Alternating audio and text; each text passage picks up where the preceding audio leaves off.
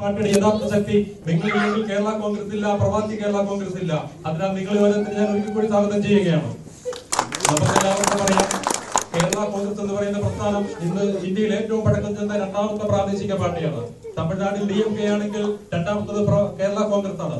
1964 October മാസം പെട്ടെന്നുണ്ടായ ഒരു രാഷ്ട്രീയ സാഹചര്യത്തിൽ കോട്ടയം തിരുനക്കര മൈതാനത്ത് വെച്ച് നടിച്ചുകൂടി ജനസംഘടനകളെ സാക്ഷി നിർത്തിക്കൊണ്ട് മരണപ്പെട്ടവൻ ഭാരത കേസരി മരണപ്പെട്ടവൻ വിളിച്ചു പറഞ്ഞു, ഈ ജനസംഘത്തെ ഞാൻ കേരള കോൺഗ്രസ് എന്ന് വിളിക്കുന്നു എന്ന്. നമുക്കറിയാം, ഏത് രാഷ്ട്രീയ പാർട്ടി ഉണ്ടായാലും നേരിടുന്ന ആദ്യത്തെ പ്രതിനിധി എന്ന് പറയുന്നത് ഇലക്ഷനെ നേരിടുകയാണ്. നമ്മുടെ പാർട്ടിക്ക് പങ്കെടുത്ത സാഹചര്യം ഉണ്ടായി. നമ്മുടെ പാർട്ടി പിറവിയെടുത്ത് 6 മാസത്തേക്ക് കേരള ഇലക്ഷൻ നേരിടുകയും അതിൽ തിരുവനന്തപുരം മുതൽ കാസർഗോഡ് വരെ പ്രധാനപ്പെട്ട മുക്കിലും മൂലയിലും നമ്മുടെ പാർട്ടി ഒറ്റയ്ക്കുന്നത് മത്സരിച്ചു. ഒറ്റയ്ക്കല്ല, സമൂഹത്തിൽ അധ്വാനവർഗമായ കർഷകർ, തൊഴിലാളികൾ എല്ലാവരും നമ്മുടെ പാർട്ടിയുടെ കൂടെ ഉണ്ടെന്ന് തെളിയിച്ചുകൊണ്ട് ഒറ്റയ്ക്കുന്നത് മത്സരിച്ച് കേരളത്തിൽ 24 MLA-മാരെ വിജയിപ്പിച്ചെടുത്തുകൊണ്ട് കേരള നിയമസഭയിൽ ചുമതലയുള്ള രേഖപ്പെടുത്തുകയുണ്ടായി. അതിനുശേഷമുള്ള 2-3 കൂടി നമ്മുടെ പാർട്ടിക്ക് ഒറ്റയ്ക്ക് മത്സരിക്കുകയുണ്ടായി. അതിനുശേഷം കേന്ദ്രത്തിൽ നിന്നും കോൺഗ്രസിന് സമ്മർദ്ദരായ നേതാക്കന്മാർ അതിശക്തമായ സമ്മർദ്ദം ചെലുത്തിയത് ഫലമാണ് കേരള കോൺഗ്രസ് എല്ലാവരും കൂടി ഒന്നിച്ചൊരു മുന്നണി ഉണ്ടാക്കിയാണ്. ഇതാണ് കേരള കോൺഗ്രസിന്റെ ചരിത്രം എന്നുണ്ടെങ്കിൽ ഇന്ന് നവീനമായ കാലഘട്ടത്തിൽ കേരള കോൺഗ്രസിന്റെ പ്രസക്തി വർദ്ധിച്ചു വരികയാണ്. നമുക്കെല്ലാം അറിയാം, ഏകദേശം 2-3 വർഷങ്ങൾക്ക് മുമ്പ് ഒരു കാലത്ത് നമ്മെ വിട്ടുപിരിഞ്ഞ PJ ജോർജിന്റെ പാർട്ടിയും PC ജോർജിന്റെ പാർട്ടിയും നമ്മുടെ നേതാവ് മാണിസാറാണെന്ന് പറഞ്ഞുകൊണ്ട് മാണിസാറിന്റെ ലീഡർഷിപ്പ് അംഗീകരിച്ചുകൊണ്ട് നമ്മുടെ പാർട്ടിയിലേക്ക് ലയിക്കുകയുണ്ടായി. എന്നും കർഷകർക്ക് ഒപ്പം നിൽക്കുന്ന പാർട്ടി ആസിയ കരാർ ഉൾപ്പെടെ ഈ അടുത്ത കാലത്ത് വന്ന നെല്ലിയാമ്പതി വിഷയം ഉൾപ്പെടെ എല്ലാ വിഷയത്തിലും സ്വന്തമായി വ്യക്തിത്വം പുലർത്തുന്ന പാർട്ടിയാണ് കേരള കോൺഗ്രസ്. നമുക്കറിയാം, നമ്മളിപ്പോൾ എടുത്ത് താരതമ്യം ചെയ്യുകയാണെങ്കിൽ നമ്മുടെ പാർട്ടിയുടെ ലീഡർ ധനകാര്യമന്ത്രി മാനസാർ ഉൾപ്പെടെ ഉമ്മൻചാണ്ടി, PK കുഞ്ഞാലിക്കുട്ടിയുള്ള നേതൃത്വം കൊടുക്കുന്ന ഗവൺമെന്റ് ഇന്ന് കേരളത്തിൽ വികസനത്തിലൂടെ മുന്നേറി പോവുകയാണ്. അതേസമയം എവിടെ പട്ടിണിയുണ്ടോ അവിടെ ദാരിദ്ര്യമുണ്ട്, എവിടെ ദാരിദ്ര്യമുണ്ടോ അവിടെ വിപ്ലവമുണ്ട്, എവിടെ വിപ്ലവമുണ്ട് അവിടെ കമ്മ്യൂണിസമുണ്ട് എന്നതാണ് CPM-ന്റെ ഫോർമുല.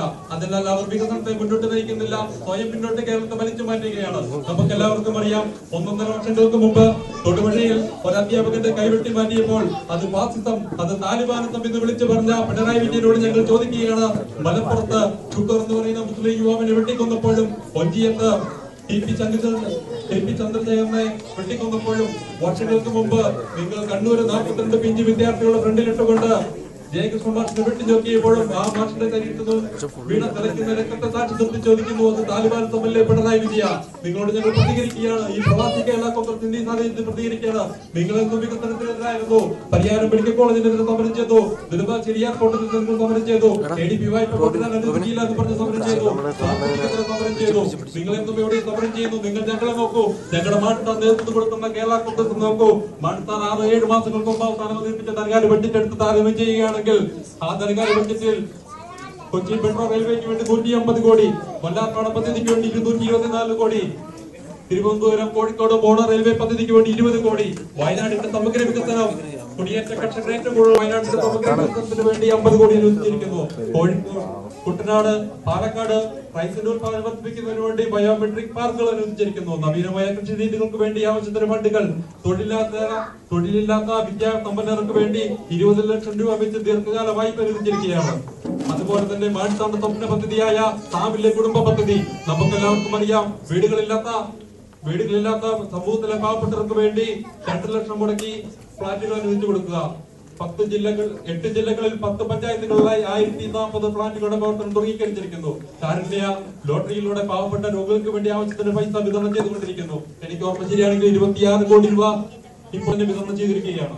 അങ്ങനെ എല്ലാ മേഖലകളിലും വികസിച്ചുകൊണ്ടിരിക്കുന്ന ഉമ്മൻചാണ്ടി, മാണിസാർ, PK കുഞ്ഞാലിക്കുട്ടിയെല്ലാം നേതൃത്വം കൊടുക്കുന്ന UDF ഗവൺമെന്റാണ് ഇന്ന് അതിവേഗം മുന്നോട്ട് പോയിക്കൊണ്ടിരിക്കുന്നത്.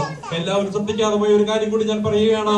നമുക്ക് എല്ലാവർക്കും അറിയാം, ഏകദേശം 1 മാസത്തിന് മുമ്പ് കേന്ദ്ര ഗവൺമെന്റ് ഒരു നിയമം കൊണ്ടുവന്നു.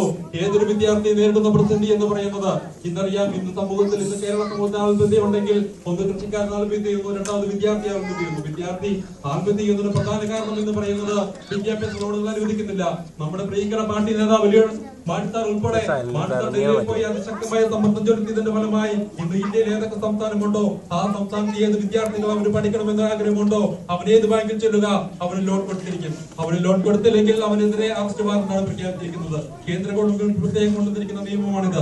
ഇതിനുവേണ്ടി ശക്തമായി പ്രവർത്തിച്ചത് നമ്മുടെ പാർട്ടി ലീഡർ KM മാണിസാറാണ് എന്നത് ഞാൻ പറയുകയാണ്. അതുപോലെ തന്നെ എന്നും കേരള കോൺഗ്രസിന്റെ പ്രവർത്തനത്തിന് വേണ്ടി അതിശക്തമായ പിന്തുണ പ്രവാസി കേരള കോൺഗ്രസ് UK നിന്ന് നൽകുകയാണ്. ഇനി നൽകിക്കൊണ്ടിരിക്കും. നാട്ടിലുള്ളവർ ചിന്തിക്കും, പ്രവാസി കേരള കോൺഗ്രസ് എന്ന് പറയുന്ന ഒരു പ്രസ്ഥാനം UK യിലുണ്ടെന്ന് വെച്ച് നാട്ടിൽ എന്ത് പ്രയോജനം? ഞാൻ പറയുകയാണ്, നമ്മൾ ഈ ഇരിക്കുന്നത് നമുക്ക് വീട്ടിൽ സഹോദരന്മാരുണ്ട്, സഹോദരിമാരുണ്ട്, അച്ഛനമ്മമാരുണ്ട്. നമ്മൾ ഇവിടുന്ന് വിളിച്ചു പറയുകയാണെങ്കിൽ വരുന്ന ഇലക്ഷനുകളിൽ ഒരു വ്യക്തിക്ക് 15 വോട്ട് വെച്ച് UDF സ്ഥാനാർത്ഥിക്ക് ചെയ്യാൻ സാധിക്കുമെങ്കിൽ അത് പ്രവാസി കേരള കോൺഗ്രസിന്റെ വിജയമാണ്, അത് മാണി ഗ്രൂപ്പിന്റെ വിജയമാണ്, അത് UDF ന്റെ വിജയമാണ്. അതിനാൽ ഒരിക്കൽ കൂടി നിങ്ങളെല്ലാവരെയും സ്വാഗതം ചെയ്തുകൊണ്ട് ഞാൻ നിർത്തുന്നു. നന്ദി, നമസ്കാരം.